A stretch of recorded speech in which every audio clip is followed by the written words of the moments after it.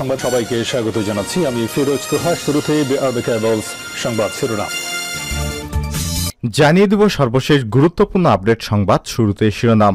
সরকারের লোকদের লুটপাটের খবর বের হতে শুরু করেছে, বলছেন বিএনপি সিনিয়র যুগ্ম মহাসচিব অ্যাডভোকেট রুহুল কবির রিজভী। বর্তমান ডামি সরকার দেশটিকে একটি লুটপাটের দেশ বানাতে চাচ্ছে।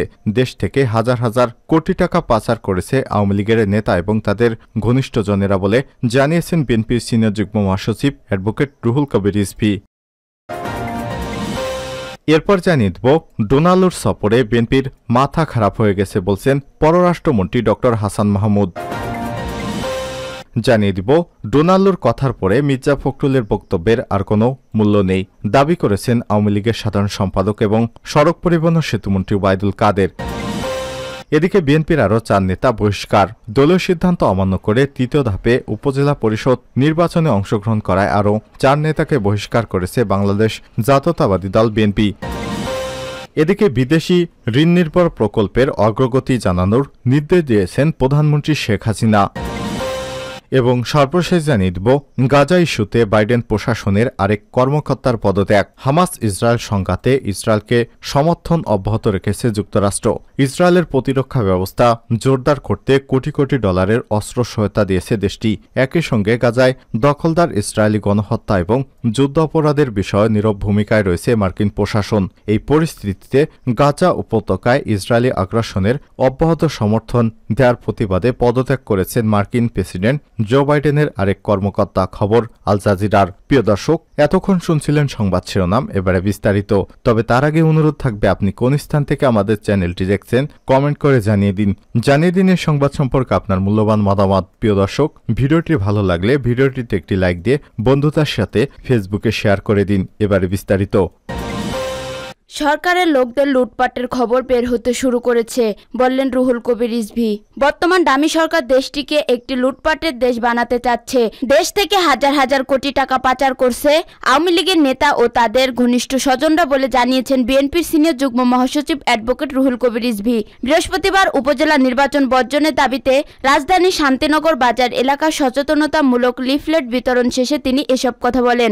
রিজভী বলেন, আজকে দুবাইয়ে অত্যন্ত দামি 393টি বাড়ির খবর পাওয়া গেছে। 643টি সম্পদের খবর ছাপা হয়েছে। এই সম্পদের মালিক কারা? এই যে ব্যাংক লুটপাট করছে, এই যে দেশের সম্পদ লুট করছে, ফ্লাইওভার পদ্মা সেতুর নামে টাকা লুট করছে। এই টাকা দিয়েই তারা আজকে দুবাইয়ে বাড়ি বানাচ্ছে। সেই সংবাদ আজকে প্রকাশিত হয়েছে। এ খবর আর লুকানো যাচ্ছে না। সরকারের লোকদের লুটপাটের খবর একের পর এক বের হতে শুরু হয়েছে। তিনি বলেন, একের পর এক লুট হয়ে ব্যাংকগুলো ধসে গেছে। মন্ত্রীদের নামে, এমপিদের নামে ব্যাংক দিলেন, তারাই তো সব লুট করে ফেলছে। এখন সরকার ভালো ভালো ব্যাংকের সঙ্গে সেগুলো মিশিয়ে দিতে চাচ্ছে।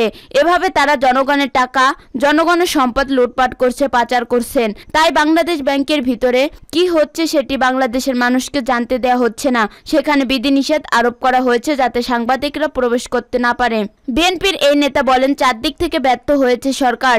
এই সরকার সম্পূর্ণ ব্যর্থ হতে গিয়ে এখন গোটার জাতিকে ফুতুর করার জন্য একের পর এক আর্থিক খাত, সামাজিক খাত সব লুট করছে। প্রত্যেকটি খাতে এখন প্রচন্ড নৈরাজ্য বিরাজ করছে। তিনি বলেন, গত পরশু বাংলাদেশ ব্যাংক থেকে একটি বিশাল অঙ্কের টাকা কোড হ্যাক করে লুট করা হয়েছে বলে খবর বেরিয়েছে। এর কোনো উত্তর নেই, এর কোনো উত্তর দিতে পারে না সরকার, কারণ নিজেদের লোকদের, নিজেদের মানুষদের অর্থ লুটের সুযোগ করে দিতে এ ব্যবস্থা গ্রহণ করেছে সরকার। এ সময় আরো উপস্থিত ছিলেন বিএনপি সহ অর্থনৈতিক বিষয়ক সম্পাদক মাহবুবুর রহমান সুমন, সদস্য অধ্যাপক আমিনুল ইসলাম, মৎস্যজীবী দলের সচিব আব্দুর রহিম, স্বেচ্ছাসেবক দলের কেন্দ্রীয় সহ সভাপতি ডাক্তার জাহিদুল কবির, সাবেক যুগ্ম সম্পাদক সাদরেদ জামান, বিএনপির নেতা জাকির হোসেন, ছাত্রদল কেন্দ্রীয় সহ সভাপতি তারেক উজ্জামান তারেক, এজমল হোসেন পাইলট, হুমায়ুন কবির, যুগ্ম সাধারণ সম্পাদক তৌহিদুর রহমান আতাউল, সহ সাংগঠনিক সম্পাদক সাদেক আহসান, ঢাবি ছাত্রদলের সাবেক যুগ্ম সম্পাদক রাজু আহমেদ প্রমুখ। ডোনাল্ডোর সফরে বিএনপির মাথা খারাপ হয়ে গেছে, বললেন পররাষ্ট্রমন্ত্রী। যুক্তরাষ্ট্রের দক্ষিণ ও মধ্য এশিয়া বিষয়ক সম্পাদক পররাষ্ট্রমন্ত্রী ডোনাল্ডো বাংলাদেশে ঘুরে যাওয়ার পর বিএনপি নেতাদের মাথা খারাপ হয়ে গেছে বলে মন্তব্য করেছেন পররাষ্ট্রমন্ত্রী ডাক্তার হাসান মাহমুদ। বৃহস্পতিবার 16 মে জাতীয় প্রেস ক্লাবে শেখ হাসিনার বাংলাদেশ প্রত্যাবর্তন দিবস উপলক্ষে আয়োজিত সেমিনারে এই মন্তব্য করেন তিনি। ডাক্তার হাসান মাহমুদ বলেন, ডোনাল্ডো বাংলাদেশে ঘুরে গেছেন, এই নিয়ে বিএনপির মাথা আরো খারাপ হয়ে গেছে। অনেক চেষ্টা করেছিলেন সাক্ষাৎ করতে। তাদের সে আশা পানি ঢেলে বার্তা দিয়েছে মার্কিন যুক্তরাষ্ট্র। তারা সম্পর্ককে এগিয়ে নিতে যেতে চায়। শেখ হাসিনা প্রত্যাবর্তন দিবস নিয়ে পররাষ্ট্রমন্ত্রী বলেন, শেখ হাসিনার আগমন ঠেকানোর জন্য জিয়াউর রহমান সব প্রচেষ্টা নিয়েছিলেন। তারপরও শেখ হাসিনার আগমনের দিন সমাবেশ না হওয়ার জন্য সব প্রকার প্রতিবন্ধকতা সৃষ্টি করা হয়েছিল। তারপরে 1981 সালে 17 মে তার আগমনে জনসমুদ্র সৃষ্টি হয়। তিনি বলেন, জিয়াউর রহমান বারবার আওয়ামী লীগকে ভাঙার চেষ্টা করেছেন, কিন্তু শেখ হাসিনা যখন ফিরে এলেন এবং দলের দায়িত্ব নিলেন তখনই সব নেতাকর্মী উচ্ছ্বাসে ফেটে পড়েন। হাসান মাহমুদ বলেন, শেখ হাসিনাকে 19 বার হত্যার চেষ্টা করা হয়েছে। জিয়াউর রহমান এবং ইরশাদ দুজনে শেখ হাসিনাকে হত্যার চেষ্টা করছেন, একবার নয় বহুবার। তারা চেষ্টার অপচেষ্টা চালিয়েছেন, কিন্তু শেখ হাসিনা কখনোই তার লক্ষ্যে জনগণের অধিকার আদায় থেকে বিচ্যুত হননি। পররাষ্ট্রমন্ত্রী বলেন, বিএনপি ষড়যন্ত্র কাজে দেয়নি। আমি তাদের অনুরোধ করব তারা গণতন্ত্রের স্বার্থে নিজের দলকে নিশ্চিহ্ন হওয়ার হাত থেকে বাঁচতে শক্তিশালী বিরোধী দলের ভূমিকা নেবে এবং সব নির্বাচনে অংশগ্রহণ করবে। ডোনাল্ডোর কথার পরে ফখরুলের বক্তব্যের আর কোনো মূল্য নেই, বললেন ওবায়দুল কাদের। মার্কিন সহকারী পররাষ্ট্রমন্ত্রী ডোনাল্ডোর বক্তব্যের পর বিএনপির মহাসচিব মির্জা ফখরুলের বক্তব্যের আর কোনো মূল্য নেই বলে জানিয়েছেন আওয়ামী লীগের সাধারণ সম্পাদক ও সেতুমন্ত্রী ওবায়দুল কাদের। বৃহস্পতিবার 16 মে দুপুরে রাজধানী তেজগাঁওয়ে প্রধানমন্ত্রী শেখ হাসিনা স্বদেশ প্রত্যাবর্তন দিবস উপলক্ষে এক অনুষ্ঠানে তিনি একথা বলেন। রাজধানী তেজগাঁওয়ে রহমত আলম ইসলাম মিশন এতিমখানায় আওয়ামী লীগের ত্রাণ ও সমাজ কল্যাণ বিষয়ক উপকমিটি এ অনুষ্ঠানের আয়োজন করে। সেতুমন্ত্রী বলেন, আওয়ামী লীগ সভাপতি ও প্রধানমন্ত্রী শেখ হাসিনাই বাংলাদেশের ভাগ্য পরিবর্তন করছেন। এর আগে যারা ক্ষমতায় ছিল তারা নিজেদের ভাগ্য আর পকেটের উন্নয়ন করেছে। তিনি বলেন, গত 43 বছর বয়সে সাহসী নেতা ও সৎ রাজনীতিকের নাম বঙ্গবন্ধু কন্যা শেখ হাসিনা। গত 15 বছর উন্নয়ন অর্জন ও আধুনিকতায় বাংলাদেশ বদলে গেছে। 15 বছর আগের বাংলাদেশ আর এখনকার বাংলাদেশের কোনো মিল নেই। এ সময় মির্জা ফখরুল ইসলাম আলমগীরের সমালোচনা করে ওবায়দুল কাদের বলেন, ডোনাল্ডোর বক্তব্যের পর মির্জা ফখরুলের বক্তব্যের আর কোনো মূল্য নেই। মার্কিন সহকারী পররাষ্ট্রমন্ত্রী ডোনাল্ডোর বক্তব্য পরিষ্কার, কিন্তু ফখরুল কি করে জানলেন যুক্তরাষ্ট্র তার আগের অবস্থানে রয়েছে। ওবায়দুল কাদের আরো বলেন, শেখ হাসিনা স্বদেশ প্রত্যাবর্তন দিবস আসলে বাংলাদেশের গণতন্ত্রের প্রত্যাবর্তন, স্বাধীনতার আদেশের প্রত্যাবর্তন, মুক্তিযুদ্ধের মূল্যবোধের প্রত্যাবর্তন। শেখ হাসিনা স্বদেশ প্রত্যাবর্তন, মুক্তিযুদ্ধের রণধ্বনি জয় বাংলার প্রবর্তন। তিনি ফিরে এসেছেন বলে গণতন্ত্র শৃঙ্খলা মুক্ত হয়েছে।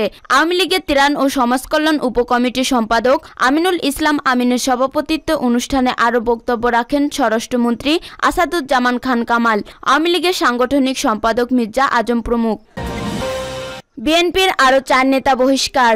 দলীয় সিদ্ধান্ত অমান্য করে তৃতীয় ধাপে উপজেলা পরিষদ নির্বাচনে অংশগ্রহণ করায় আরও 4 নেতাকে বহিষ্কার করেছে বাংলাদেশ জাতীয়তাবাদী দল বিএনপি। বৃহস্পতিবার 16 মে এক বিবৃতিতে এ তথ্য জানায় দলটি। বিবৃতিতে বলা হয়, আগামী 29 মে 2024 তারিখে তৃতীয় ধাপে উপজেলা পরিষদ নির্বাচনে দলীয় সিদ্ধান্ত অমান্য করে বিএনপির যেসব নেতারা চেয়ারম্যান, ভাইস চেয়ারম্যান, পুরুষ ও মহিলা পদে প্রতিদ্বন্দ্বিতা করেছেন তাদের দলীয় গণতন্ত্র মোতাবেক বাংলাদেশ জাতীয়তাবাদী দল বিএনপির প্রাথমিক সদস্য পদসহ সব পর্যায়ের পদ থেকে বহিষ্কার করা হয়েছে। এর মধ্যে মহিলা ভাইস চেয়ারম্যান প্রার্থী ইসরাত মুন্সিকে বহিষ্কার করেছে ফরিদপুর সাংগঠনিক বিভাগ। তিনি ফরিদপুরের সদরপুর উপজেলা যুবলীগের সাবেক যুগ্ম আহ্বায়ক হিসেবে দায়িত্ব পালন করেছেন। সিলেট বিভাগের বহিষ্কার করা হয়েছে নুরুল হক টিপুকে। তিনি হবিগঞ্জ জেলা সদর উপজেলা বিএনপির সাবেক সাংগঠনিক সম্পাদক হিসেবে দায়িত্ব পালন করেন। ভাইস চেয়ারম্যান প্রার্থী হিসেবে নির্বাচন করেছেন তিনি। ঢাকা বিভাগে বহিষ্কার করা হয়েছে টাঙ্গাইল জেলার নগরপুর সদর ইউনিয়ন বিএনপির সদস্য আব্দুস সামাদ দুলালকে। তিনি চেয়ারম্যান প্রার্থী হিসেবে নির্বাচন করেছেন। রাজশাহী বিভাগে বহিষ্কার করা হয়েছে পাবনা জেলার আটঘরিয়া উপজেলা স্বেচ্ছাসেবক দলের আহ্বায়ক ইউসুফ আলী। তিনি উপজেলা ভাইস চেয়ারম্যান প্রার্থী হিসেবে নির্বাচন করেছেন। এর আগে তৃতীয় ধাপের নির্বাচনে অংশগ্রহণ করা সাংগঠনিক 9টি বিভাগে 52 জনকে বহিষ্কার করেছে বিএনপি। বিদেশি ঋণ নির্ভর প্রকল্পের অগ্রগতি জানানোর নির্দেশ প্রধানমন্ত্রীর। বৈদেশিক ঋণ নির্ভর প্রকল্পের বাস্তবায়নে বাড়তি পরিশ্রম করার নির্দেশ দিয়েছেন প্রধানমন্ত্রী শেখ হাসিনা। তিনি বলেছেন, যেসব প্রকল্পের বৈদেশিক ঋণ ও অনুমোদন আছে সেগুলো বাস্তবায়নে বিশেষ নজর দিতে হবে। এছাড়া প্রতি 3 মাস পর পর এসব প্রকল্পের অগ্রগতি সম্পর্কে একনেকে একটি প্রতিবেদন দিতে হবে। বৃহস্পতিবার রাজধানী শেরেবাংলা নগরের এনইসি সম্মেলন কক্ষে জাতীয় অর্থনৈতিক পরিষদের এনইসি বৈঠকে এসব নির্দেশনা দিয়েছেন সরকার প্রধান। এতে সভাপতিত্ব করেন প্রধানমন্ত্রী ও এনএইচ চেয়ারপারসন শেখ হাসিনা। বৈঠক শেষে ব্রিফিং করেন পরিকল্পনা মন্ত্রী মেজর জেনারেল আব্দুল সালাম। এ সময় পরিকল্পনা প্রতিমন্ত্রী মোহাম্মদ শাহিদুজ্জামান সরকার ও পরিকল্পনা বিভাগের সিনিয়র সচিব সত্যজিৎ কর্মকার সহ পরিকল্পনা কমিশনের সদস্য ও অন্যান্য সচিবরা উপস্থিত ছিলেন। ব্রিফিংয়ে জানানো হয়েছে প্রকল্প বাস্তবায়নের দক্ষতা বাড়াতে প্রকল্প পরিচালকেরা প্রশিক্ষণ দিতে যাতে এই স্থানে কাজে যোগ দিতে পারেন সেজন্য নির্দেশ দিয়েছেন প্রধানমন্ত্রী। সেই সঙ্গে পিডি পুল করতে হবে। চিকিৎসকেরা যদি পিডি হন তাদের প্রশিক্ষণ দিতে হবে। প্রকল্পের শুরুতে সমীক্ষা সঠিকভাবে করতে হবে, সেজন্য যেসব প্রতিষ্ঠান সমীক্ষার কাজ করবে তাদের জন্য নিবন্ধন করতে নির্দেশ দিয়েছেন শেখ হাসিনা। এমইডি সচিব আবুল কাশেম মোহাম্মদ মহিনুদ্দিন জানান, গত জুলাই থেকে এপ্রিল পর্যন্ত 10 মাসে এডিপি বাস্তবায়ন হয়েছে 49.26%। গত অর্থবছরে একই সময়ে এর হার ছিল 55.33%। এনইসি বৈঠকে সব সচিবদের সামনে এ তথ্য তুলে ধরেন। এডিপি বাস্তবায়ন বৃদ্ধির জন্য নির্দেশ দিয়েছেন প্রধানমন্ত্রী শেখ হাসিনা।